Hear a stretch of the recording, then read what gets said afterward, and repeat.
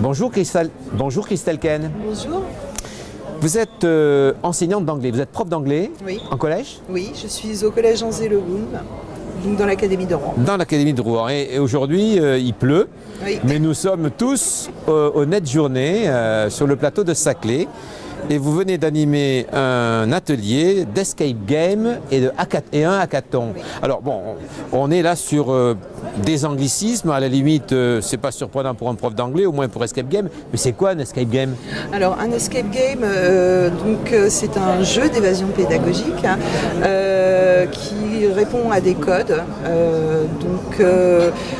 Étant donné que c'est un jeu d'évasion pédagogique, il y a une plus-value pédagogique, donc on amène les élèves à jouer, mais aussi à apprendre des choses par rapport à la discipline ou à la thématique ou au scénario qu'on a créé. Et pourquoi escape? Parce qu'il faut s'échapper. Ah. Donc on est en temps limité. Donc on a en général 1 heure, pas exclusivement 1 heure, mais bon voilà, donc il faut résoudre des énigmes et voilà.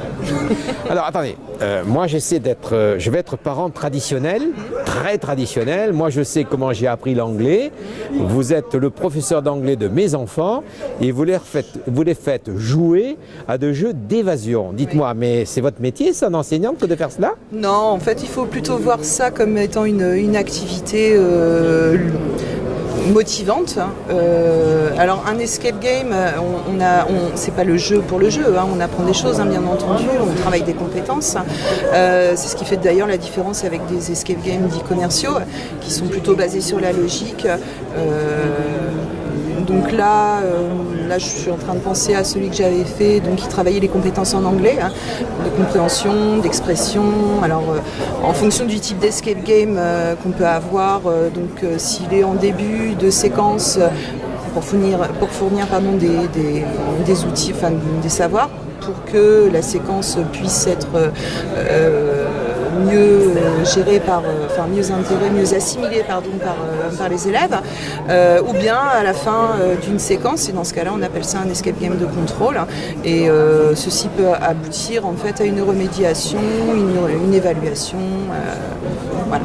Alors j'ai l'impression que ce sujet, l'escape game, c'est un petit peu votre passion. Ah oui, complètement. Et je crois même que vous allez organiser un salon. Oui, alors effectivement. Attendez, un salon, mais validé par l'Éducation nationale. Ah, oui, complètement. En fait, c'est un projet qui est né d'une passion, en fait. Effectivement, comme vous le dites, au mois de septembre, donc avec ma collègue Émilie Lebré, qui est professeure d'allemand et qui, elle, enseigne dans l'Académie d'Orléans-Tours, nous avons eu la possibilité d'avoir le soutien du Canopé Rouen, ainsi que du CRI, Le CRI, donc, il faut préciser, c'est le centre de recherche interdisciplinaire à Paris. Voilà, tout à fait.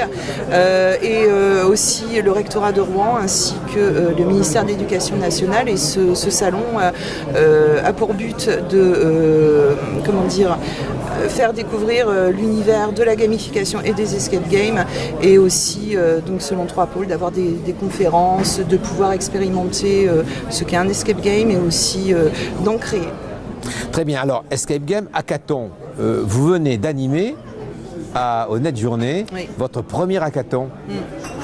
Alors effectivement, c'était mon premier hackathon. Donc ce matin, on a fait un atelier plutôt théorique, et on a mis en pratique cet après-midi un hackathon. Donc les participants ont pu créer des énigmes et repartir en fait avec un début d'escape game par rapport à l'ENT OSE. Voilà.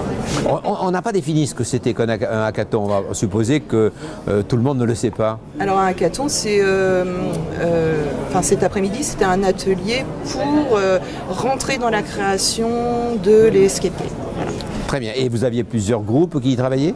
Alors nous avions 12 participants, donc, qui se sont répartis en binôme et qui ont collaboré afin de créer des énigmes et qui ont restitué en fait à la fin. Et alors ça a donné quoi? Il est bien.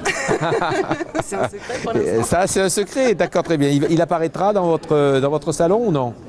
Alors là, pour l'instant, j'avoue que j'y ai pas pensé. Je viens de vous en donner l'idée. Voilà, oui, voilà, vous me donnez l'idée.